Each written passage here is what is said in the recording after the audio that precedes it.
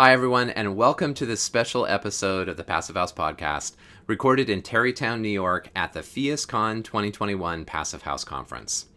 Before we get started, I want to thank Phius for putting on the conference and for coordinating with us on these interviews, as well as NYSERDA for serving as conference partner with Phius and community partner with us here at the Passive House Accelerator. Thank you, too, to ROCKWOOL North America. Their generous support underwrote all of these interviews as well as our coverage of the conference. With that, please enjoy my interview with Todd Kimmel of ROCKWOOL North America.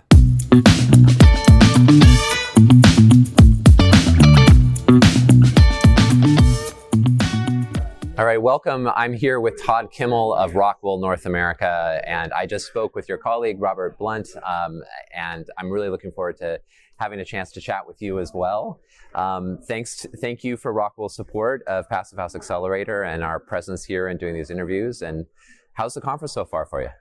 It's been great, yeah. And yeah, thanks for helping to support and promote these programs and everything that you guys do at the Accelerator. The event's been great. I mean, we've been on a hiatus, right, for going on 2 years. So it's good to be kind of back and live and in action and to be in like a crowded room with passive house enthusiasts, building science professionals, and really just motivated people who are passionate about passive house and addressing climate change and actually putting this to practice, right? So like, it's heartening to kind of just be amongst this group and kind of see everything accelerate, so to speak. Right. Yeah, it's definitely a nice kind of recharge, I think, for all of us as well. Yeah.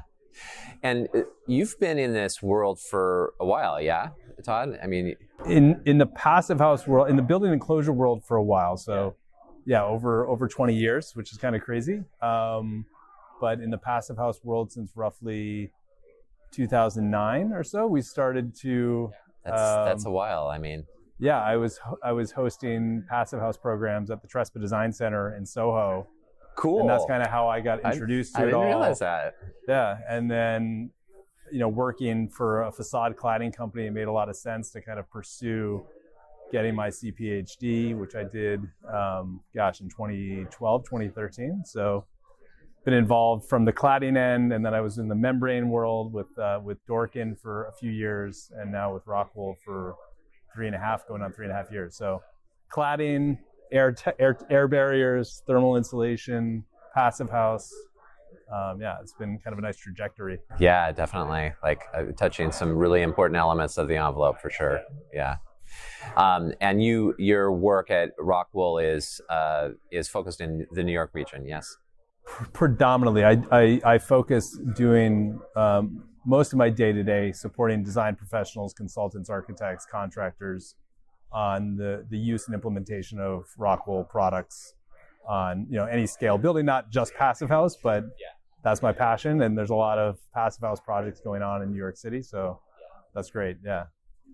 Maybe we can explore a couple of those, like what some of the exemplary projects that you're involved with. Yeah, I mean, Handel Architects is really taking a lead on a lot of their large commercial passive house buildings. So, a focus there. I mean, Datner Architects has done a tremendous job.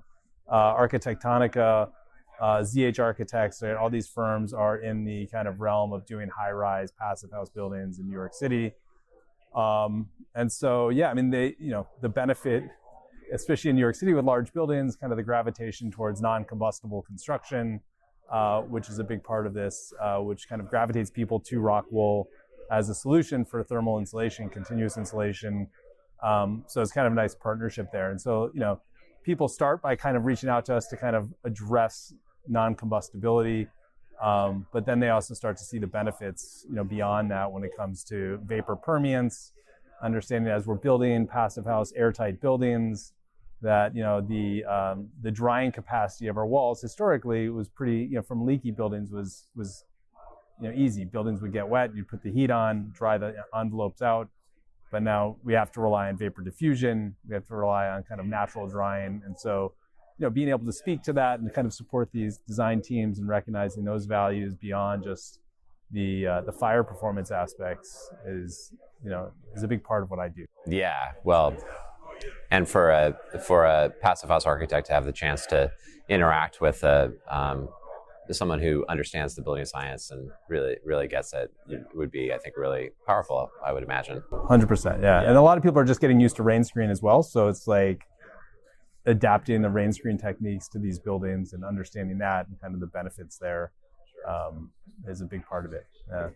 So back in 2009, when you were getting introduced to Passive House, did you imagine, were you all in New York and Soho already thinking about big passive house buildings? Did that seem like a real possibility at that time? No, in fact, I would say that, I was more focused. So at that time, I was serving as the technical director for Trespa. And it was much more about, for me at least, it was about design aesthetics, proper rain screen performance, moisture management. It wasn't necessarily tackling high performance building envelopes and reducing carbon emissions or anything of that nature. Right. And maybe it was me in my own little world, like I just hadn't been kind of, the passive house world had not been visible to me until we started hosting programs and realizing, the contribution that panelized systems can have on, improving the built environment and like opening up that kind of door to me was very unique. So just kind of, and understanding that like there's architects and building professionals out there that are starting to do this work, and just the motivation, the grassroots kind of nature and the energy that a lot of these professionals had was, it was intoxicating. So it was just like, all right, and I can contribute to this and I can help support it. I need to learn more. And so that's kind of where it started for me. I also was introduced to Passive House in 2009, and I can totally relate to that feeling of being intoxicated by that energy and also just the combination of this passion and this mission and the science behind it. Just like how also I think the geekiness of it was something that it was appealing. But I have to say that I did not expect to see the kinds of big buildings we're seeing as quickly. I mean, it's been in some ways it's been a long time coming, but in other ways it's happened pretty quickly, and it just there's I don't know, maybe it's some American thing about big things, but there's a different level of legitimacy that Passive House has now when there are these. I mean, you just listed off these practitioners who are doing all these really really notable buildings in New York.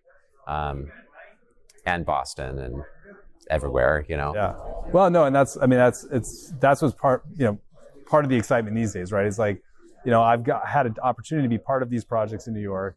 And as, one of the let's say 4 or 5 people that are on the ROCKWOOL team that are kind of involved in the Passive House community, I get looped into presenting in other regions of the country, and to other regions that are not familiar with Passive House, but don't understand the size and scale with which it can be done and accomplished. And like, it's always, it's great to kind of get those reactions after I either present a program on Passive House or high performance building, and people see these projects that are being done and are just amazed, right? Like not realizing that you could go beyond a house, and so, it's just also being kind of at the forefront and showcasing the possibilities in the broader built environment that's great. Yeah.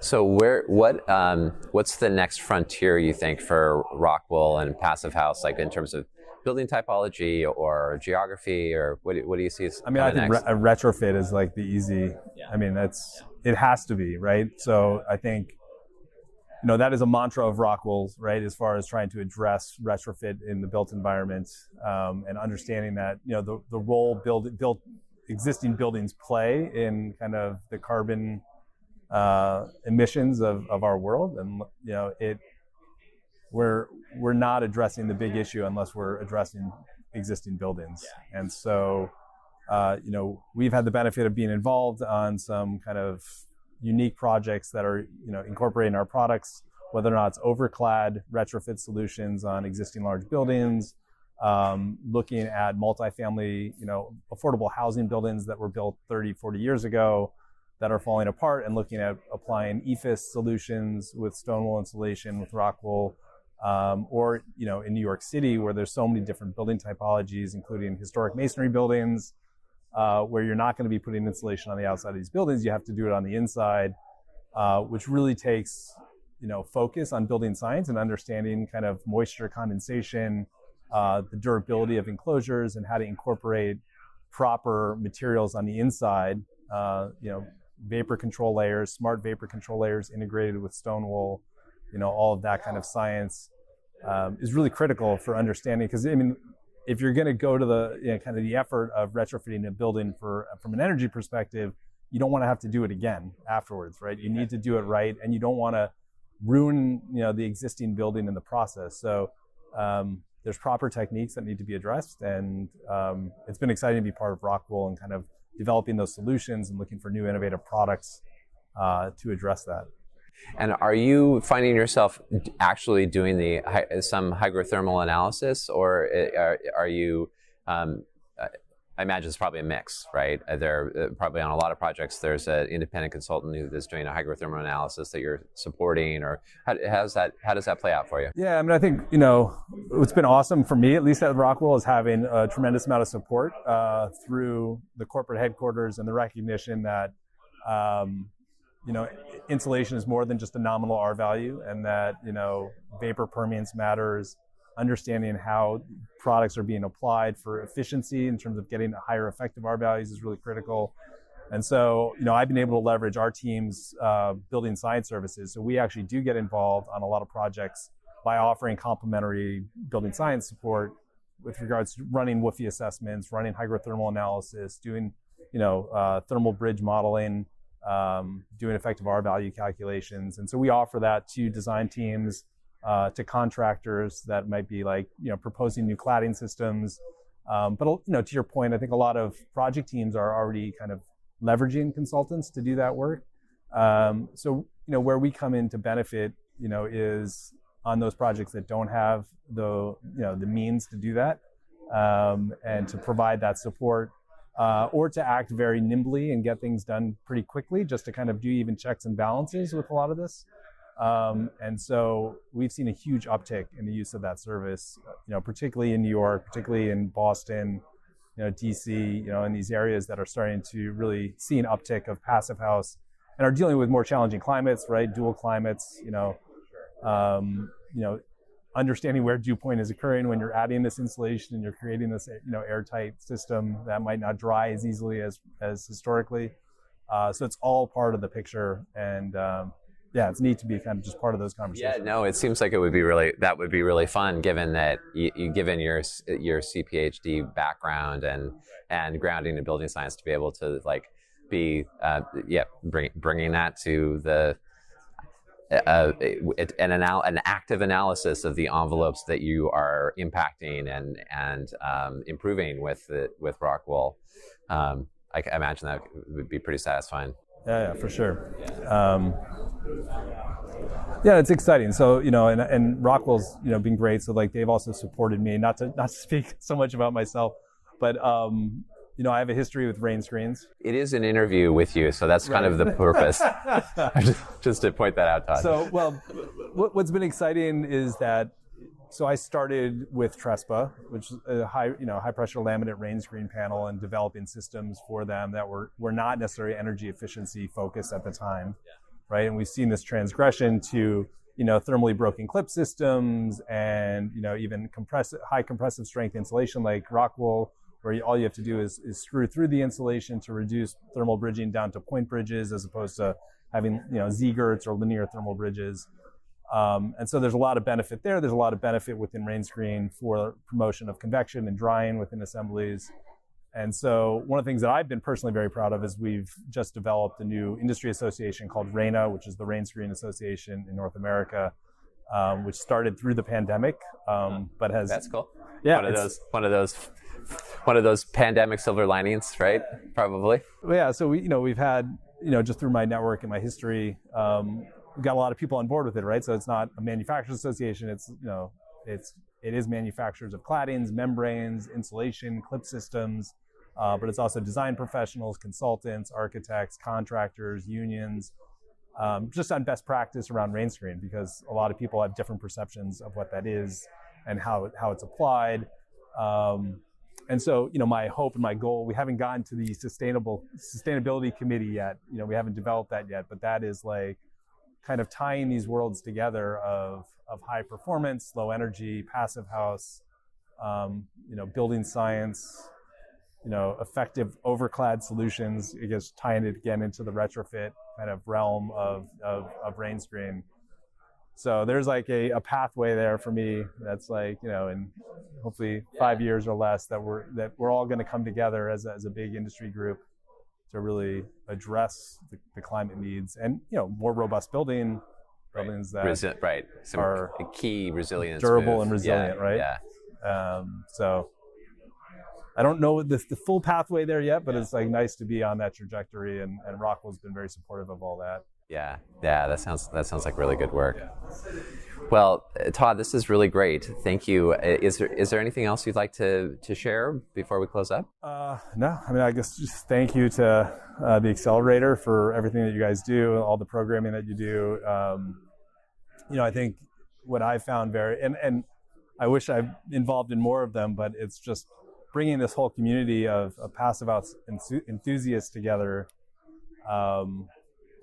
Everyone's so passionate, and it's hard, in a lot of industries to kind of find out how your day to day is really connecting to a better world for our children, for our neighbors, and so this is just a great thing to latch onto and to kind of know that there's a whole community of people and to kind of make you feel like what you're doing day to day is really making a difference in the grand scheme of things. So I can appreciate, the Accelerator's ability to kind of bring those people together and kind of push that passion forward. So. Oh, thank you. I mean, it's talking about it, intoxicating. It's great. It's really great and fun work. So yeah, I appreciate it. And thanks again for supporting that effort. Thank you. Yeah, great. Awesome. Thanks, Todd.